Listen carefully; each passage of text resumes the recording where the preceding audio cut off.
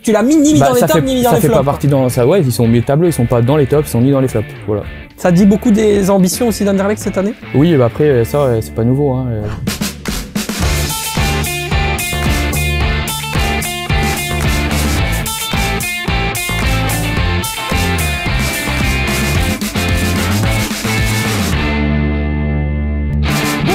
À tous, quel plaisir de vous retrouver pour une nouvelle saison du Clubhouse Football Time, l'émission qui parle de football sérieusement, sans se prendre au sérieux. Elle est de retour et avec des nouvelles chroniques, un nouveau studio absolument incroyable et forcément beaucoup de surprises tout au long de la saison à vous faire découvrir. On est comme d'habitude, évidemment, disponible dans les plateformes, sur les plateformes de podcast, Spotify, Apple Music, etc. On a vraiment tout fait pour vous régaler. C'est évidemment disponible tous les mardis soirs, à partir du mardi soir, et puis ensuite toute la semaine. Et puis maintenant, on commence évidemment par présenter nos chroniqueurs, mais vous les connaissez déjà, évidemment, à ma gauche.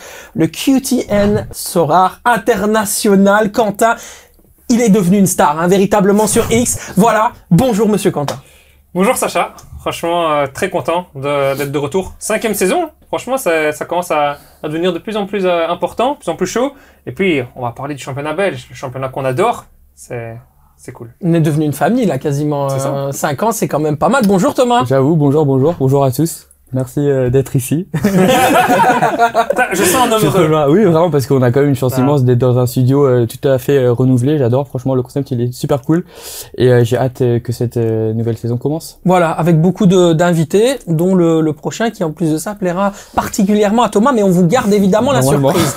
Bonjour Xavier, comment ça va? Ça va pas mal, toi ça va? Très bien, très bien. On va aussi découvrir avec toi cette année, notamment la séquence, vous le verrez un petit peu plus tardivement dans l'émission, le saviez-vous, ce dont tu es, entre guillemets, capable de nous faire découvrir. Tu seras un peu l'archéologue de cette émission. C'est génial. Non, mais j'ai hâte. Véritablement, ça va être vraiment très cool. Et puis, on va démarrer, bien sûr, avec une question très simple.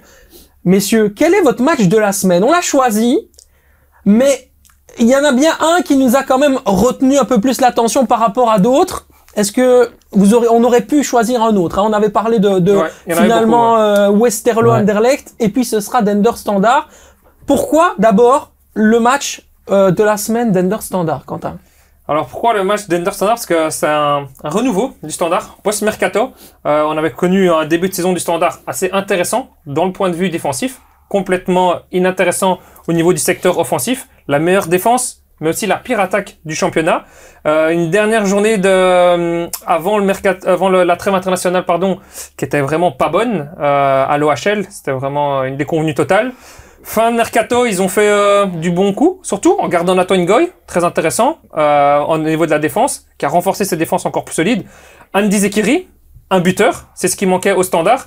Je trouve qu'ils ont vraiment, avec les moyens du bord, parce qu'on sait que les moyens du Standard sont très limités, les moyens financiers sont vraiment très stricts, c'est des prêts, mais c'est des prêts de joueurs revanchards. C'est des joueurs qui ont quelque chose à tenter, que ce soit après pour un autre transfert ou revenir titulaire dans leur club. Donc je pense que s'il y a de bonnes ondes dans cette équipe du Standard.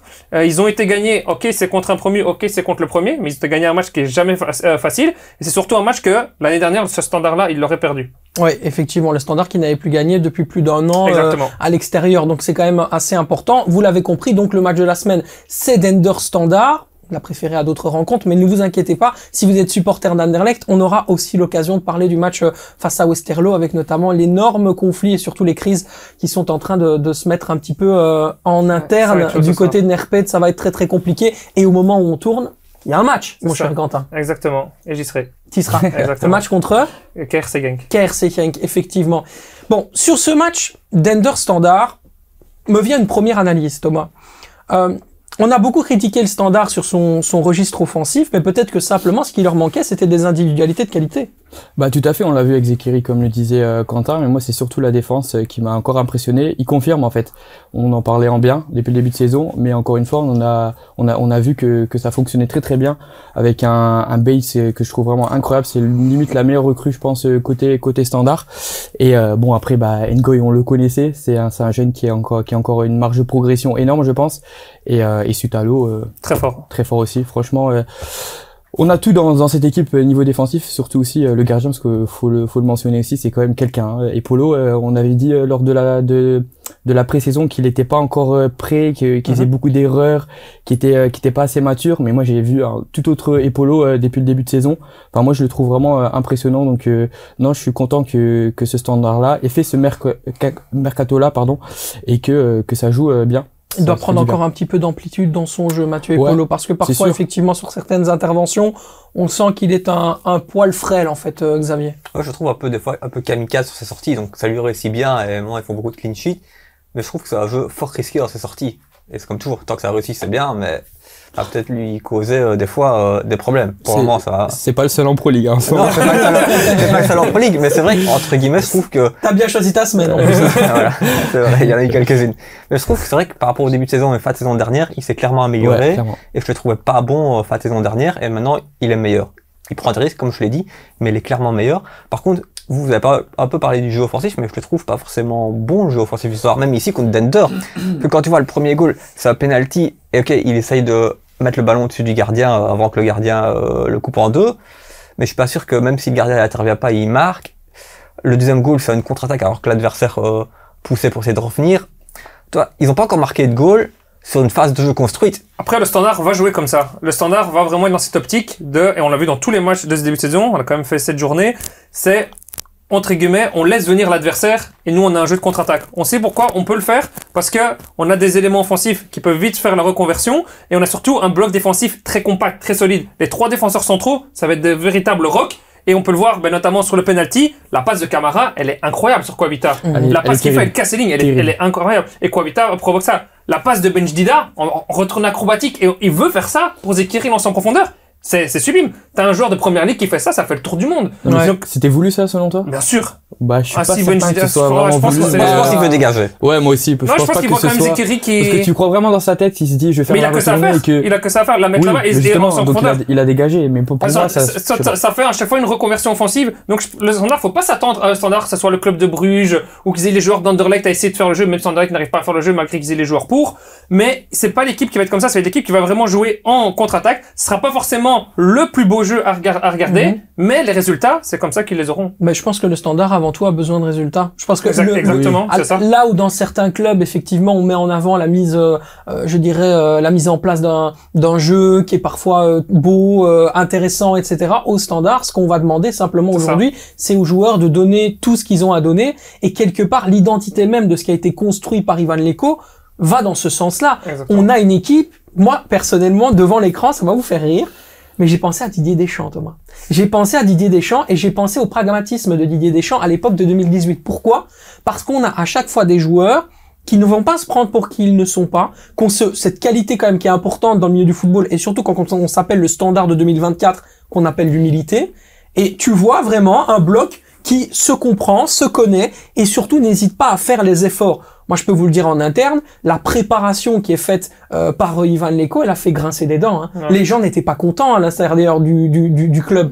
Les joueurs, et c'est d'ailleurs ce qui a causé le départ de Greg John Kay, voilà, certains joueurs, dont Greg John Kay, n'étaient pas OK avec le fait de faire autant d'efforts physiques pour pouvoir aller justement réussir. Mais aujourd'hui, cette mise en place tactique-là était, je dirais, cette mise en place physique était, je dirais, la résultante d'une mise en place tactique qui amène des résultats. Donc, quelque part, moi j'ai envie de dire bravo Leko, quoi, Thomas. Ah oui, complètement. Il a créé un vrai bloc, comme on le disait. Et tu vois aussi que les joueurs ont un genre de mindset, genre on veut se battre pour l'équipe. Et comme tu dis, c'est plus des individualités, c'est vraiment une équipe. Ça se ressent. Ils sont très concentrés. Ils vont enfin, le schéma tactique, il est prêt et il effectue vraiment très très bien les joueurs. C'est ça qui est très intéressant. Et le joueur que je trouve aussi très important dans cet effectif, c'est Boulat, aussi bien offensivement que défensivement, parce qu'offensivement il apporte ce qu'il a apporté, parce que c'est un joueur plutôt offensif, mais il revient aussi beaucoup en défense. Il a joué très bas. Hein. Ouais, il a joué très bas, mais il revenait. Et d'ailleurs, je pense, si mes souvenirs sont bons, il contre un tir important d'un joueur de Dender qui évite potentiellement un but. Donc tu vois qu'il est là. Donc non, franchement, cette équipe à tous les niveaux, elle a été bonne, mais il faut pas oublier aussi que Fossé n'était pas là, donc il va potentiellement revenir. Donc ça ajoutera encore de la valeur. Ouais. Je préfère Camara à titre personnel. Ouais, mais après Camara, c'est Camara gauche et Fossé, moi je pense qu'il va jouer comme ça. Donc non, il y a ça qui s'ajoute, et aussi bien évidemment Eckert Ayensa qu'on a connu du côté de l'Union, qui a joué dans ce système de jeu plus ou moins aussi avec 2 attaquants. Donc moi je suis convaincu que ça peut être quelque chose de pas mal. Après Benjida mérite là pour le moment. Benjida c'est vraiment un petit jeune qui, moi j'avais été voir le tout premier match de la saison au KRC Genk, il met un but qui est annulé pour hors-jeu, mais ça peut être un finisseur, ça peut être un jeune. Je pense que justement avec Andy Zekiri à côté de lui, il peut gagner en expérience, il peut gagner en maturité, et il a aussi un peu cette fougue que, je veux dire, avec Eckert, il a un peu moins cette fougue au niveau de la vitesse technique d'un Benjida. Tu trouves pas que c'est un peu faussé sa performance contender? Il a encore de progrès à faire, clairement. Il a marqué, il a donné une passe décisive, mais dans le jeu, je l'ai pas trouvé impressionnant, et il se bat, quoi. Ouais, et est-ce qu'Eckert va se battre comme ça? Après, tu peux, enfin, si t'as le choix entre un Eckert et lui, enfin, non, désolé, pour moi, il y a pas photo, tu mets Eckert. C'est un bon backup pour moi. C'est un bon backup, et je suis content qu'il soit là. C'est un jeune du Standard, du centre de formation, donc c'est bien qu'il soit là, mais pour moi, en tant que titulaire, non, il a pas assez de qualité. Après, honnêtement, pour relancer ton propos, Sofiane Benjida n'a pas du tout la réputation d'un attaquant technique, hein. Bah voilà. Benjida, c'est un tueur dans les surfaces de réparation. Il a été acheté pour ça par le Standard de Liège, et d'ailleurs, Marc Wilmot s'en parlait, et qu'il a connu lui au Raja Casablanca il y a de cela quelques années. Il était tout simplement là pour finir les ballons. C'est un peu le Pipo Inzaghi du Raja Casablanca. Donc on va pas attendre de Sofiane Benjida qui propose dans le jeu quelque chose de constructif. Je pense qu'il sera l'homme de la dernière passe, et c'est là qu'il faut faire attention avec Zekiri, pour moi, parce que on attend aussi de Zekiri qu'il soit cet homme-là. Bah, attention à ne pas faire double emploi. Voilà. C'est pour moi un premier. Tu vas t'entendre parce que Eckert c'était pareil à l'Union. C'était aussi le joueur qui devait finir, qui devait mettre les buts, qui tirait les penalties. Il est plus technique quand même. Il a quelque chose il a un dribble, il a quelque chose en plus, Eckert, et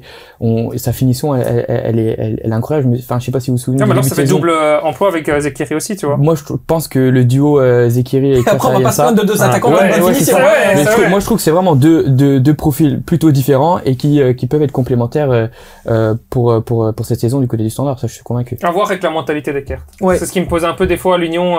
J'aime pas trop sa mentalité. J'allais te poser la question parce que ça va nous permettre après de faire la transition avec la patte de l'expert signé Thomas. Est-ce que c'est un bon transfert ou pas finalement, Denis Eckert au Standard? Oui. Oui et non. Oui, parce que c'est un joueur qui connaît le championnat belge. Pas d'accord, hein, Thomas. Il s'est marqué, si, parce qu'il y a du oui et non. Il s'est marqué des goals. Il connaît le championnat belge. Maintenant, le Standard, pour moi, un club qui doit jouer avec 2 attaquants, ça c'est primordial. Les meilleures épopées du Standard, la meilleure époque du Standard, c'est quand ils jouent avec 2 attaquants.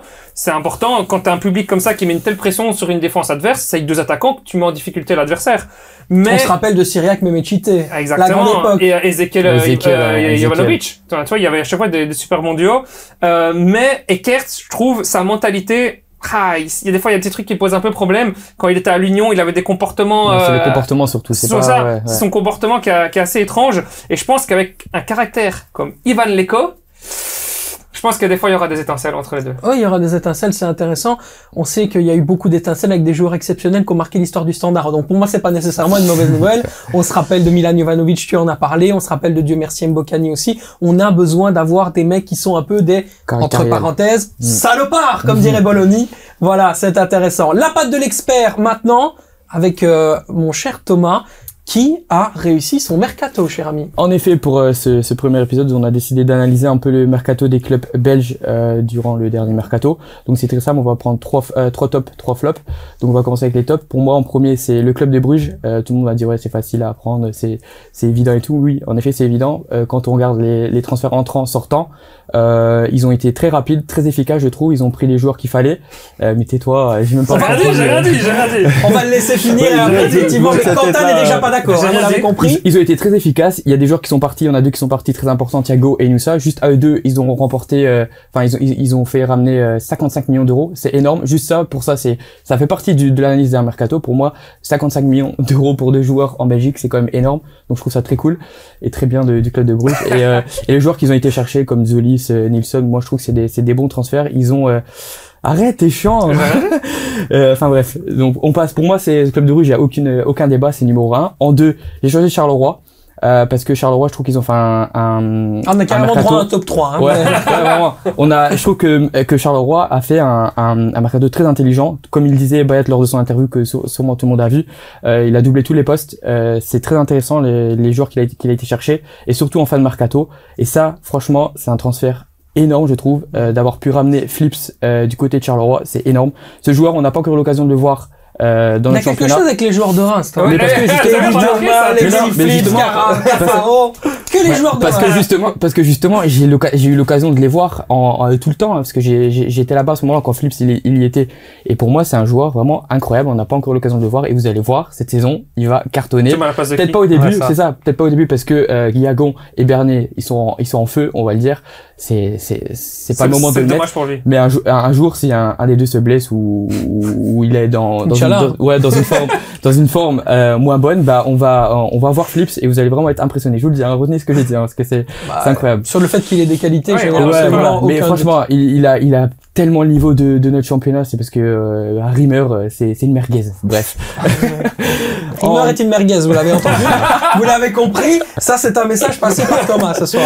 Et en 3, on va être très bref aussi, parce qu'il faut pas aller, sinon ça va durer trop longtemps. En 3, le Standard, on en a parlé. Franchement, recrutement très intelligent à tous les niveaux. Ils ont des joueurs à tous les postes de qualité, même le banc je le trouve très intéressant, donc chapeau le Standard avec les moyens qu'ils avaient, on peut dire bravo. Pour une fois, c'est positif du côté de Standard, donc voilà. On peut sourire un peu. Hein. Et donc la patte de l'expert avec Bruges en 1, Charleroi en 2 et donc Standard en 3, mon cher Thomas. Ouais, et en flop, on va aller plutôt rapide aussi. Pour moi, il y a pas débat, les numéros 1, l'équipe qui a fait le pire mercato, c'est le Cercle de Bruges.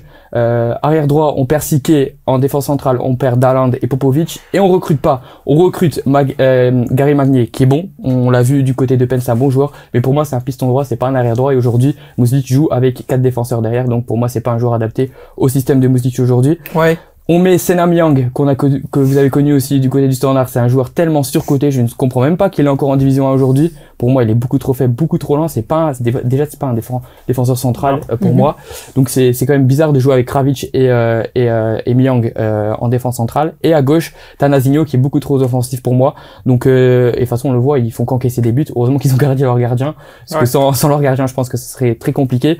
Après, offensivement, ils ont ce qu'il faut, mais je trouve que défensivement, le Maréchal, mais bon, après ça, je pense que ça peut encore ça se rattrape avec les joueurs qu'ils ont, mais défensivement ils sont complètement déforcés, et tu sais que tu joues en Europe et tu recrutes pas en fonction de ton programme de la saison, qui est quand même nettement plus important que la saison dernière. Certes, ok, on a pu garder Kevin Denke, mais bon, c'est parce que l'offre n'était pas suffisante pour le Cercle de Bruges, donc oui, ils auraient pu le vendre, mais a priori non. Moi je trouve que le Cercle a fait un très mauvais mercato. Et ensuite on passe numéro 2, Berscott.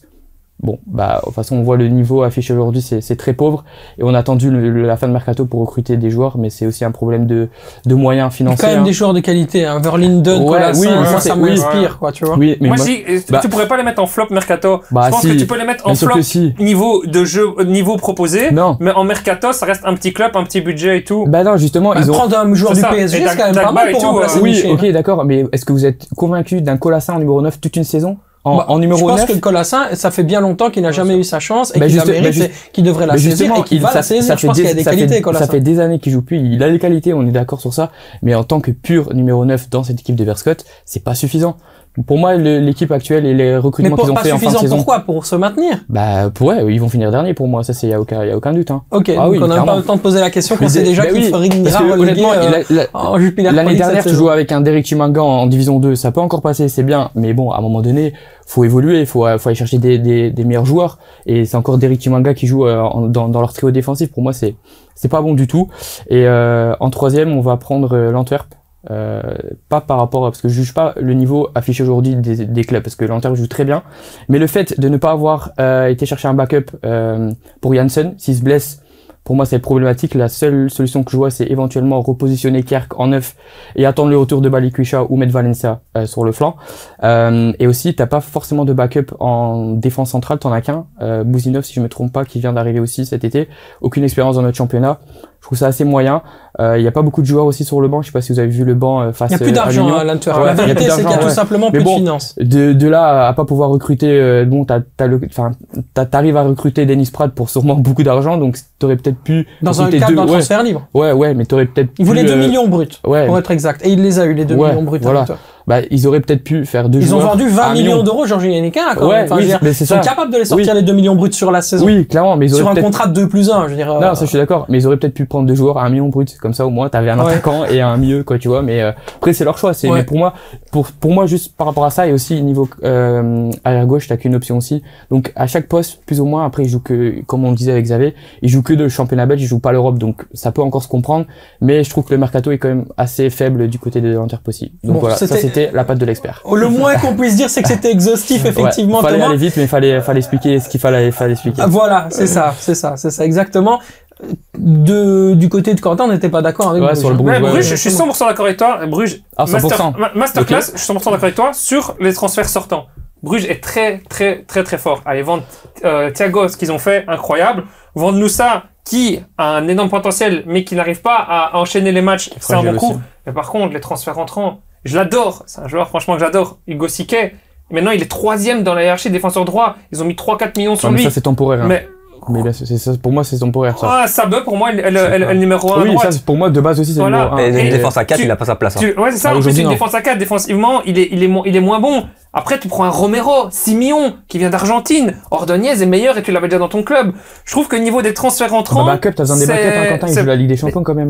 Ouais, mais un backup à 6 millions pour mettre sur le banc. Parce que l'année dernière, t'avais Makele, t'avais Spillers et Ordonez. Ouais, mais il est pas bon. Ouais, il est pas bon, faut non, un peu de temps ses prestations sont vraiment pas. Il est super lent. Tu peux jamais de la vie jouer avec Makele, Romero. C'est impossible. Tu joues avec ça en Ligue des Champions, mais Mbappé, mais le gars, il va aller en trottinant, en marche arrière, il va aller plus vite. Non, ça peut être un backup à Makele. Ouais, pour moi, plutôt même pas les deux ensemble. Un backup à 6 millions pour un club belge. Moi, je suis pas trop fan. Après, sinon, pour revenir à tout ce que tu avais dit, j'aurais mis aussi dans les flops le mercato de Saint-Tron.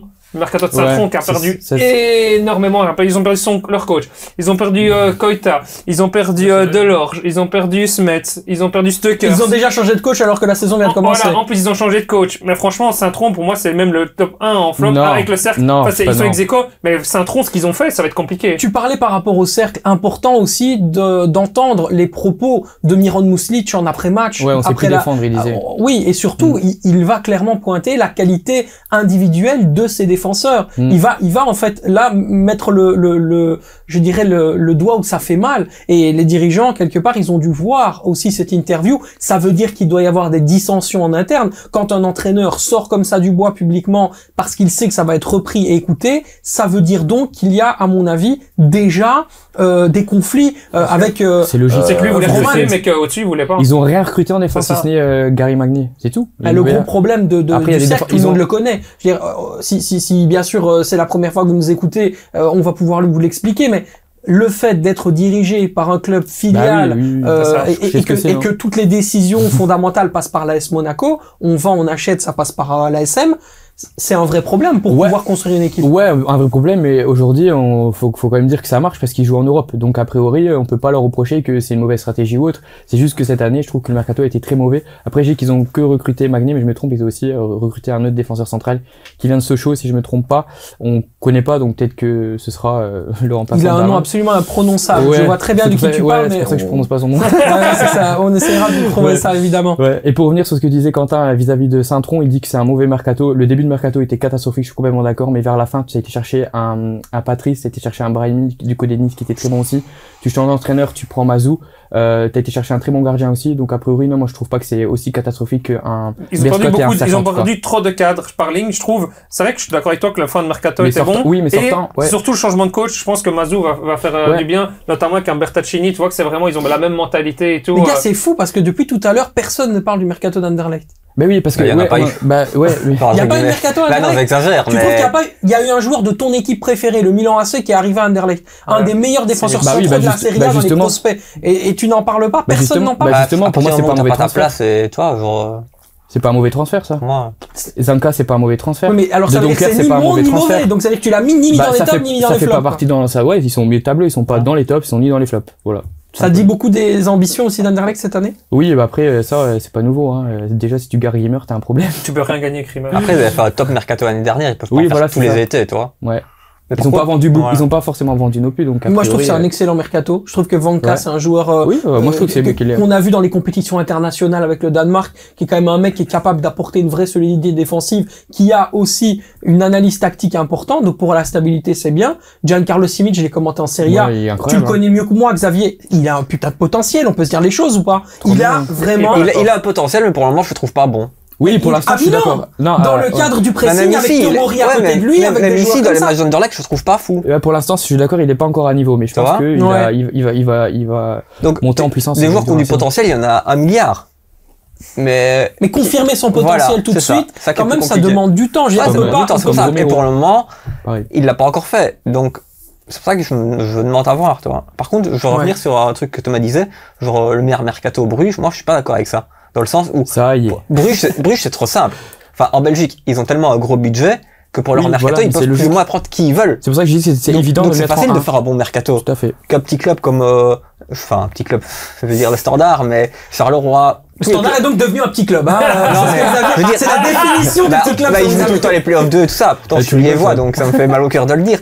Mais les clubs qui n'ont pas de budget, essayer de faire des bonnes recrues sans budget, en trouvant des prêts ou autres, ça, pour moi, c'est un vrai mercato. Ouais, je suis d'accord. Mais quand tu peux faire les joueurs que tu veux, eh ben, c'est simple de faire un bon mercato. Après, moi, j'analyse tout, je regarde. Solis, qui peut se l'acheter à part Bruges? Oui, voilà, je suis d'accord, mais moi, j'analyse, l'entrant, sortant, les finances que tu rapportes, ce que t'as, investi, pour avoir les joueurs, et aussi le timing. Ça a été hyper rapide, ils ont été efficaces. Ils ont été chercher tous les postes. Voilà, je sais. Mais ça, je suis d'accord. C'est pour ça que j'ai dit avant de commencer, c'est évident, c'est logique de mettre Bruges en 1 parce que bon, les moyens financiers sont là, mais, faut rester objectif et réaliste. Bruges a fait un bon mercato. Eh bien, moi, je vous aurais parlé de la Gantoise. Voilà, comme ça, on est très, très exhaustif, encore plus que ce qu'on pouvait l'être, parce que je trouve que ramener un Elio Varela, qui est pour moi une des révélations de la Liga Portugal la saison dernière, c'est un excellent fait, parce qu'un Arajo aussi, qui est un très bon joueur, qui était un très bon joueur à Estoril, qui devrait se développer également, c'est un excellent latéral gauche. Il y a des qualités, et surtout, il y a un travail de prospection qui, pour moi, est très, très intéressant dans le chef de la Gantoise. On va pas tout de suite sur les top stars, comme effectivement, tu l'as dit, c'est très compliqué de mettre 6 millions d'euros directement cash comme ils l'ont fait pour Tsolis.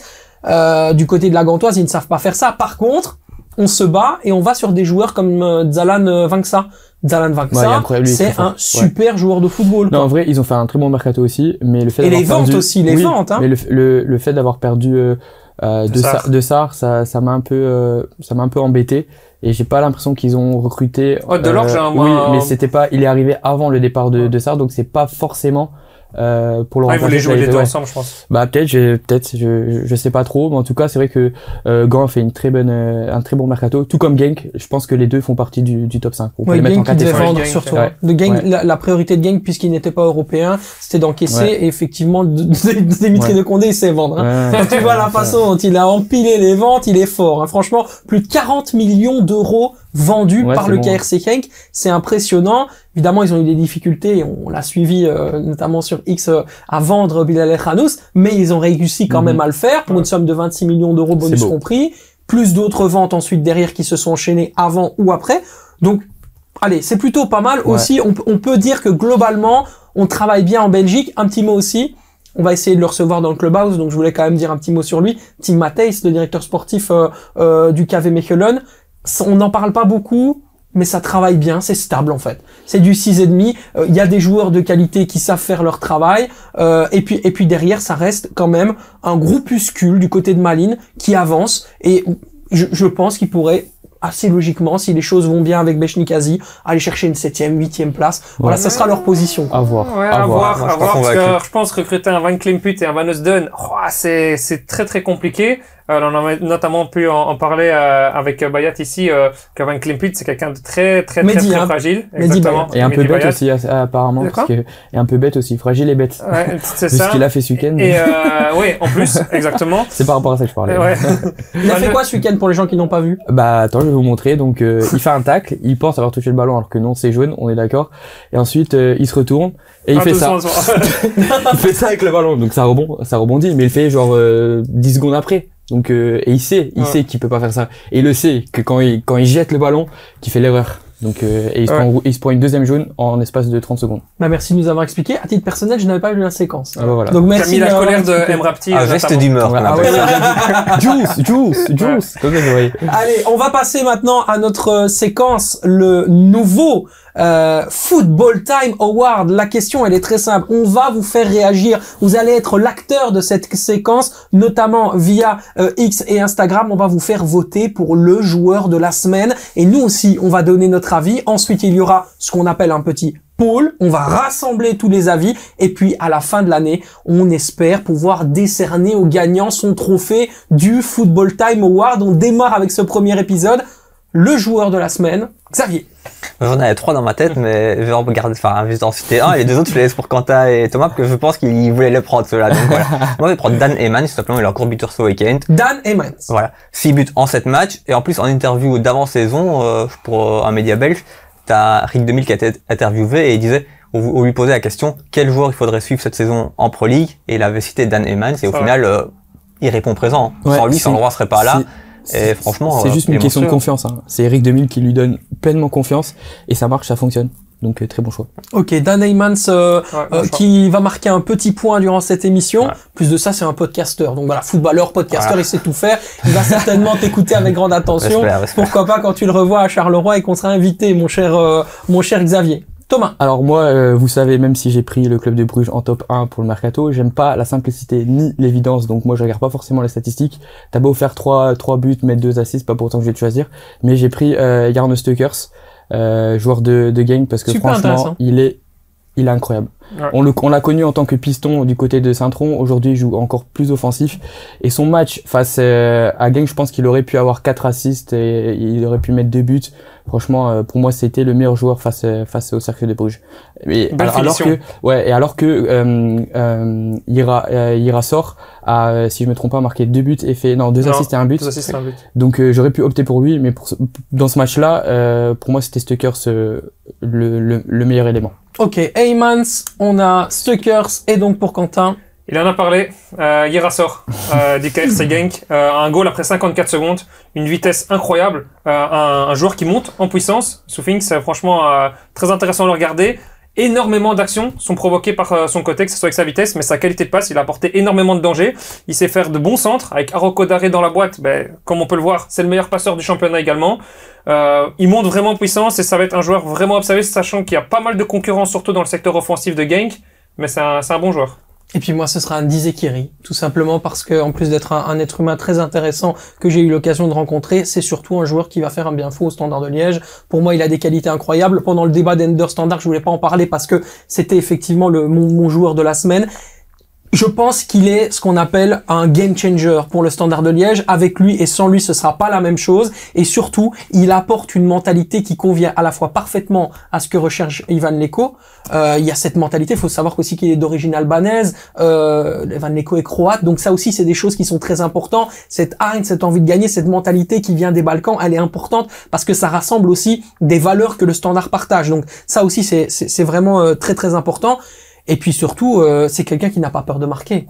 Et franchement, non mais c'est rare au Standard. Ouais. Je veux dire, il y en a beaucoup qui faisaient pipi culotte au Standard de Liège quand il fallait mettre un ballon et qu'on était au fond. Je dirais, on était au moment de le mettre dans le fond. C'était très très compliqué. On peut penser à Aimon, on peut penser à Yeboah, on peut passer à Soa évidemment la saison dernière, à Venati. Voilà, tu vois. Donc les exemples ne manquent pas. Ici, on a Andy Zekiri, le mec il est venu pour te mordre les mollets et te bouffer les cages, et il va le faire en fait. Et ça, c'est vraiment pour moi hyper important, j'en attends énormément de lui, donc un point pour Andy Zekiri pour moi. À vous de nous dire, bien sûr, sur les différents réseaux sociaux du Clubhouse, Football Time, qui sera votre joueur de la semaine. Et donc, on le répète, on va faire un petit melting pot de tout ça, et puis, durant les semaines, on va calculer, et puis à la fin, on verra qui ira remporter le trophée du Football Time Award. On passe à quoi, les amis? On va passer au jeu ou pas? L'happening? Ah ouais, ça peut être sympa. Allez, l'happening. Très simplement, l'happening aujourd'hui, eh bien, il concerne le mercato, puisque c'est un peu le sujet que tu as pu lancer avec la patte de l'expert, mon cher Thomas. J'ai 4 noms à vous faire deviner aujourd'hui. Je vais passer par différents indices, et puis on va voir si vous êtes réellement des experts. Le premier, évidemment, qui gagne, a gagné le Chocotov. Voilà, il n'y a rien à gagner. On va faire gagner le Chocotov, c'est très bien comme ça. Alors, on démarre avec un milieu de terrain défensif. Le premier qui l'a peut crier, il n'y a pas de problème, mais il faut se taire, ne parlez pas tous en même temps. Ce milieu défensif est belge. Mathias Delorge. De Donker. Eden Donker, c'est correct, ça fait un point pour Thomas, effectivement. Un petit point pour Thomas. Eh oui, c'était quand même pas si difficile. Il est arrivé en prêt avec option d'achat, hein, quand même, aujourd'hui en provenance du... Wolverhampton. Mais non, Aston Villa. Aston Villa? Ah ouais, il est encore en 2006, lui. Mais c'est parce qu'en fait, il a pas joué à Aston Villa. Ah, c'est donc ça. moi, dans ma tête, il est encore à Wolverhampton, Tu me tu dis vois. ça, Ah ouais, c'est pas grave, tu vas te rattraper. Non, franchement, il a pas joué à Aston Villa, donc moi, son passage à Aston Villa, il aime pas dans ma tête, tu vois. Il est même pas dans ta tête, Depuis qu'il est parti d'Anderlecht, on le voyait plus. Ouais, voilà, même Wolverhampton, j'aurais pas dû le citer. Rattrape-toi, Serge Le Mito. Allez, le défenseur central, maintenant, que je vais vous présenter, est écossais. David Bates. Il a dit en il est premier, avant. donc ce sera Non, pour... mais c'est Ah, tu m'as dit de me rattraper, je me suis rattrapé. C'est très voilà. bien, c'est très bien, ça fait un point partout. Il manque un petit point pour Thomas. Thomas, tu... Non, moi, j'ai c'est un le point pour premier. Xavier, pardon. Un point pour Il y en a Xavier. il y en a encore deux. Un point pour Xavier. Défenseur latéral gauche. Portugais. Varela. Non. Ah. Acheté pour 1,3 million d'euros en provenance d'Estoril. C'est celui de Gand, mais tu as cité son nom tout à l'heure. Ah oui, j'ai cité son nom, mais c'est qui? Non, honnêtement, je connais pas son nom. C'est pas je pensais que c'était Varela. Non, Varela est un ailier gauche. punaise. Vous ne l'avez pas? Je confonds. Je Attends, connais pas, je vois que c'est qui, mais C'est quoi je la connais pas première son lettre nom, honnêtement. La première lettre, c'est Thiago. Enfin, c'est T, Thiago. donc du coup Thiago. Il s'appelle Thiago. Allez, je vais vous aider. Thiago Santos. Thiago pas, c'est ça. Thiago da Silva. Si hombre, que tal. Non, tu vas te calmer, mon cher Thomas. Il Je sais s'appelle plus. Thiago Araujo. Ah oui, mais tu en as parlé aussi en plus. Exactement, Ouais. exactement, qui est pour moi un excellent latéral gauche à suivre. Et puis le dernier, cette fois-ci, franchement, c'est très très facile. En plus de ça, il était l'invité la saison dernière dans le Clubhouse. Oula. Défenseur latéral gauche aussi. Ah, Nzita. Allez, J'étais bravo. Mardoché Ouais, Nzita, effectivement, ça fait 2 points. Ouais. C'est bien. Bah, Bah voilà, t'as gagné le premier Voilà, jeu. encore une preuve que le mercato de Charleroi est réussi parce que c'est un très bon backup pour Draxness. Voilà. Exactement, avec l'équipe de Rick 2000 qui est quand même pas mal. Le saviez-vous, mon cher Xavier, pardon, je vais y aller, ça va arriver. Tu vas nous faire plutôt découvrir un club qui a 0 joueur sous contrat. C'est incroyable cette histoire. Ouais, ça, ils ont que des joueurs de prêt et ils peuvent pas les garder plus de 18 mois. Donc toi, ils restent pas souvent longtemps en club. C'est un club en Corée du Sud, c'est Jimcheon Sangmu. Ils ont changé plusieurs fois de nom depuis leur création, parce qu'en fonction d'où ils sont localisés, Jimcheon, en fait, c'est une ville, et simplement, s'ils sont là-bas, s'ils sont dans une autre ville, ils changent de nom. Ça, c'est simple. Ils sont passés par Sangmu, Sangju, C'est bizarre. Ils changent de ville. En fait, c'est... C'est en fait, Corée du Sud. c'est en hein. Corée du Sud et ils sont pas toujours à la même localisation, toi. En fonction d'où est le stade, c'est comme si par exemple t'aurais Standard de Liège, Standard de Charleroi. Tu vois ce que je veux dire? T'as le nom. Ah ouais, ils ont plusieurs stades. Ah, ils changent de Non, stade alors. ils ont changé de stade au cours des 40 Ok. années. Ah de oui, leur et c'est pour ça construction. qu'ils ont Voilà. changé. Ah ok, d'accord, C'est ok. C'est un club, pour moi, ils sont 3e dans leur championnat, à 4 points du leader, et ils ont un système de play-off aussi, comme un peu en Belgique. On divise pas les points par 2, mais avec un système de play-off à 4 points du leader, pourquoi pas rêver du titre? Mais surtout, le fait très important et très spécial de cette équipe-là, c'est l'équipe de l'armée de Corée du Sud, tout simplement. Et en Corée du Sud, vous le savez, j'espère que vous le savez, on est obligé de faire un service militaire avant ses 28 ans, qui dure 18 mois, et même les joueurs de foot professionnels sont obligés de le faire. Donc en gros, quand on doit faire son service militaire, si l'entraîneur, le coach décide que tu es suffisamment apte à intégrer son équipe, tu peux faire ton service militaire dans l'équipe de l'armée pendant 18 mois. Après, tu peux être exempté de service militaire si tu es déclaré héros national, comme on a eu Hemmingson par exemple, quand il gagne les Jeux asiatiques en 2018. C'est pour ça qu'il y a certains joueurs qui ne doivent pas le faire. Et ils espèrent toujours performer. En Belgique, ça peut être compliqué vu qu'on gagne pas souvent grand-chose au foot, mais bon, malgré ça. Et donc, ils sont là pendant 18 mois, et puis après, ils retournent dans leur club. Donc, en gros, c'est une équipe qui a à disposition tous les meilleurs joueurs, entre guillemets, coréens, pour faire une équipe, et ils évoluent en D1 coréenne. En gros, imagine en Belgique, tu aurais genre le FC La Défense, en Jupiler Pro League, par exemple, avec De Kuiper, Doku, Openda. Enfin, vous imaginez l'équipe qu'on pourrait avoir en Belgique? Ouais, Ouais, ce serait assez dingue, ouais. Mais c'est des fous, hein, les Coréens quand même. C'est assez fou, mais effectivement, là, tu nous as fait voyager, quoi. Quelle dissension par rapport au football européen, ça n'a rien à voir, quoi. C'est complètement différent. Ouais, je trouve que c'est bien de pouvoir permettre à tes joueurs professionnels de continuer, entre guillemets, leur carrière et pas interrompre leur carrière pendant quasiment 2 ans. Donc, au final, ils continuent à performer plus ou moins à haut niveau. Et ça, je trouve que c'est quand même chouette de ce côté-là. Et peut-être que d'autres pays devraient s'aspirer à d'autres pays où il y a un service militaire, mais ça pourrait être sympathique, tu vois. Eh bien voilà, vous avez appris quelque chose. Vous mourrez moins bête, ou en tout cas vous dormirez, vous vous réveillerez moins bête demain. Merci beaucoup Xavier. C'est très très intéressant cette séquence découverte. Franchement, il va nous régaler durant cette saison. Il va vraiment être le bourlingueur du Clubhouse Football Time. Merci beaucoup. Quentin, on y va pour le temps additionnel. On est dans les prolongations. On est parti. C'est à toi. Alors le temps additionnel, c'est une nouvelle chronique où je vais vous parler des joueurs qui vont pouvoir performer ce week-end. Ici, j'en ai choisi un de chaque poste, donc un gardien, un défenseur, un milieu, un attaquant. Le premier, le gardien. De base, quand on analyse le match-up, c'est un match-up assez compliqué, mais quand on regarde d'un point de vue des statistiques, meilleure défense du championnat, 5 clean sheets en 7 matchs, et l'équipe adverse, une des pires défenses, 0 goal marqué dans les 3 derniers matchs, c'est Mathieu Polo du Standard. Donc contre l'Union, ça sera compliqué, mais il peut encore réaliser un clean sheet. Au niveau du défenseur, ça va faire plaisir à Thomas, un ancien joueur de Moucron. Godot. Exactement. Allez. Godot, qui au niveau des datas surtout, à Saint-Tron, mais c'est quand même sa 15e saison en Jupiler Pro League. 15e saison de suite. Donc un bon vieux pensionnaire de notre championnat à ses 32 ans. Et Godot, niveau des datas, c'est incroyable avec Saint-Tron. Donc aussi à suivre ce week-end. Au niveau du milieu de terrain, ils reçoivent Dender, KRC Genk. Tu l'as cité, c'est ton joueur du week-end. Jarno Stukers, un joueur incroyable. 3 buts, 3 passes décisives cette saison. À chaque fois qu'il marque, il fait une passe décisive. Donc ce week-end, il reçoit Dender, un promu. Il peut marquer et il pourrait faire également une passe décisive. Et au niveau de l'attaquant, Irassor. Pourquoi Irassor? Le joueur, première journée de championnat, pas sur la feuille. Les 3 prochaines journées, sur le banc. Il est titulaire seulement depuis la 5e journée du championnat. C'est le meilleur passeur du championnat. Irassor, très bon jeune à suivre également. Masterclass Quentin, bravo. Bravo, bah c'est exceptionnel ce qu'il nous a offert là ici. On a vraiment le spécialiste qui vient de nous proposer tous ces magnifiques joueurs. Et effectivement là, c'est bon, ils sont parés là. S'ils veulent savoir qui va performer, c'est bon.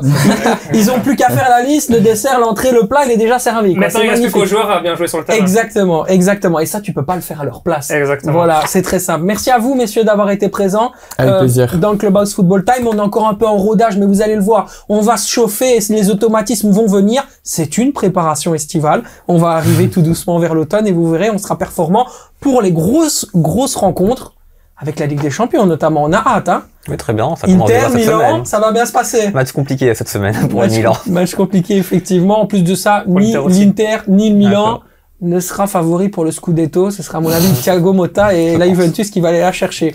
Merci beaucoup, Xavier. Avec plaisir. Merci, Quentin. Avec plaisir, on se retrouve la semaine prochaine. À la semaine prochaine. Prenez soin de vous, prenez soin des autres. N'oubliez jamais, le football ne s'arrête jamais avec le Clubhouse Football Time. Ciao, ciao!